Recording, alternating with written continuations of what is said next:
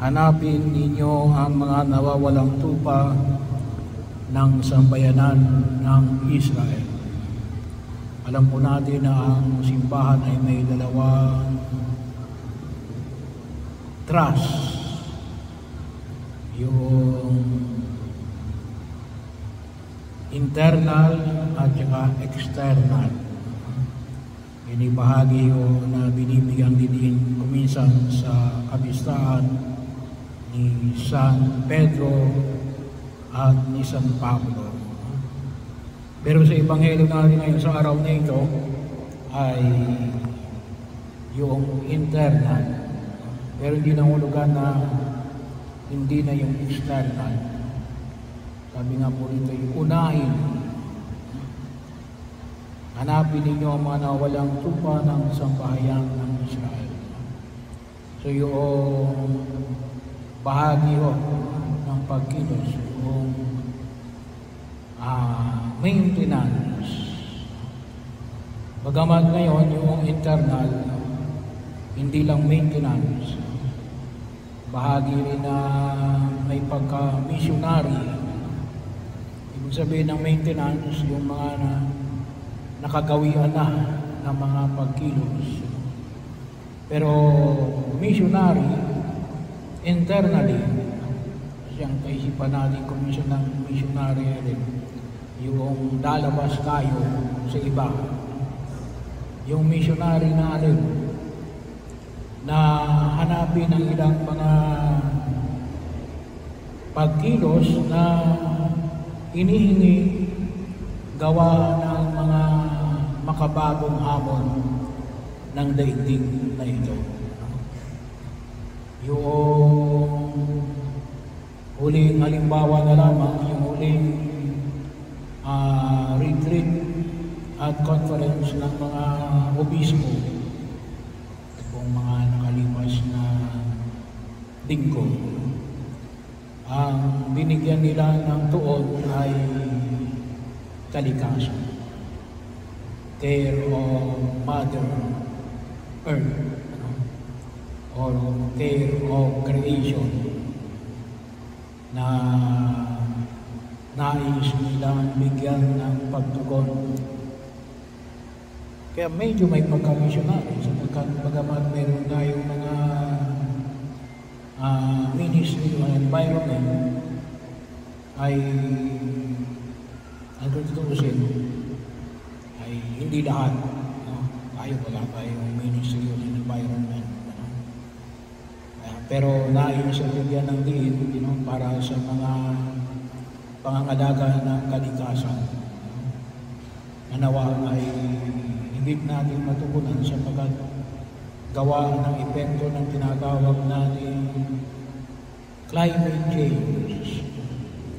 Bagaman sabi nga po natin, ang mundo ay umiikot.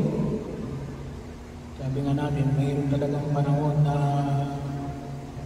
mas malamig at may panahon na mas mainit. Kaya lang, ay lalo na nagiging mainit at lalo na nagiging malamig kapag hindi natin iningatan ang kalikasan. So yun ay kinakailangan ng tugunan ng bahagi ng pagtugon sa biyaya na ipinagkaloob ng Diyos sangayon sa hamon ng Ebanghelyo ng aming Panginoong Jesucristo. Ang tawag na nila ngayon ay integral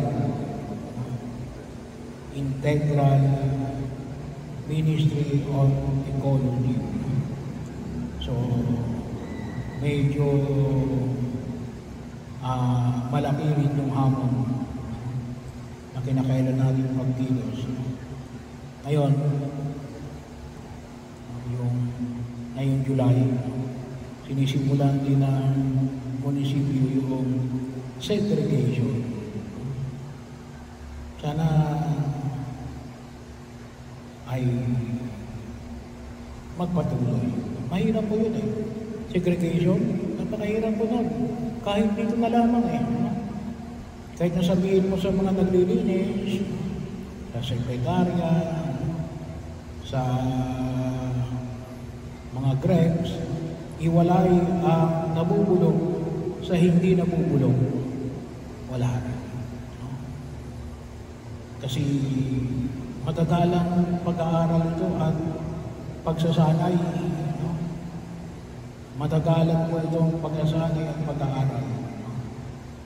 So, kaya hindi ko tayo sanay.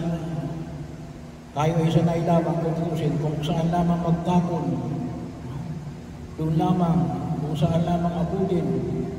Halimbawa na lamang, bibili ng soft drinks, naka-plastic. Itatapon yung plastic kung saan tapos na yung soft drinks. Bahagi o doon, ay kitang-kita mo pagkakataon na maliwanag at kumisan ay napakahirap kasi ngayon sasabihin mo, bukas sasabihin mo ulit kasi nakakalat. Alam nyo, iba ho yung pagsasanay, kailangan kasi sinasanay. Sa Japan, wala kang makikitang basurahan. Kasi bakit? Yung basura doon, binabayaran ng bawat household. Ibig sabihin, kung magtatapon ka ng basura mo, iwiwi, titimbangin. So yung babayaran mo, yung dami ng timbang ng basura mo. So mas marami kang basura, mas marami kang babayaran. Hindi ko lang alam kung magkano. Bahagi ko yun. Kahit na sa mga ilang mga kanilang mga tawagin natin dito ay establishment nila, wala kang makitang basurahan. Iuwi mo ang basura mo. Yun ang kanilang training. Kaya bahagi yun na makita ho natin sa atin kasi ay siguro hindi lamang na walang nanguhuli. Marami tayong batas Marami tayong batas na inutil. Bakit inutil? Hindi natutupad. Pero yun po ay bahagi yun ng ating pagtawag. Hindi lamang bilang mga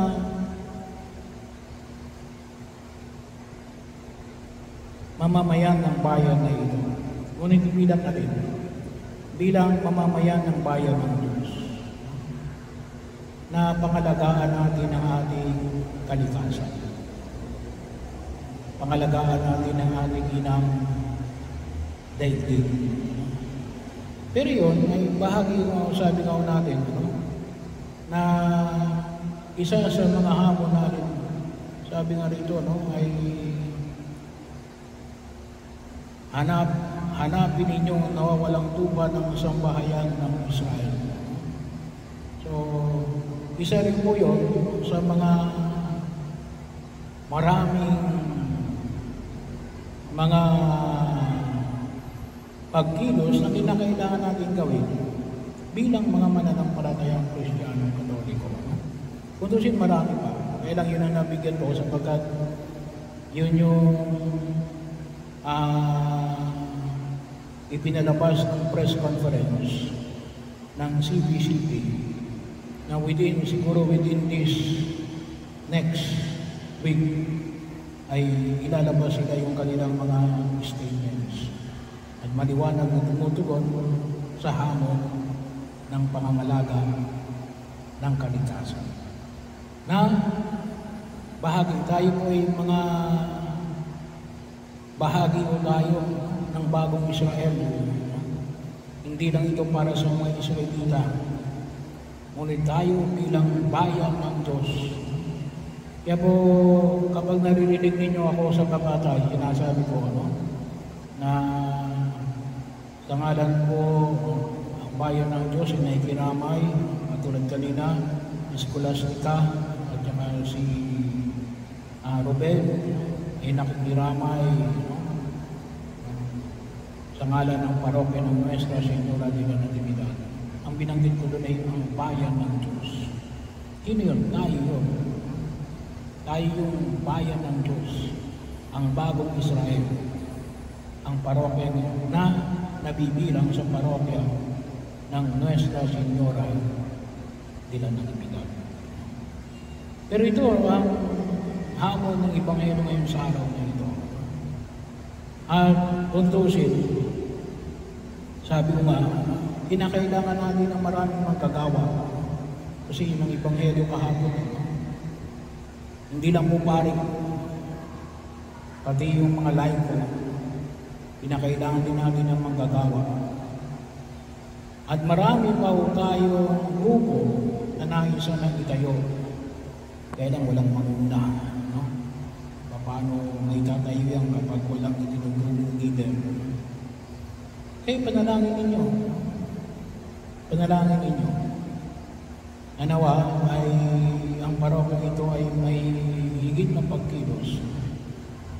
Ngayon, may mga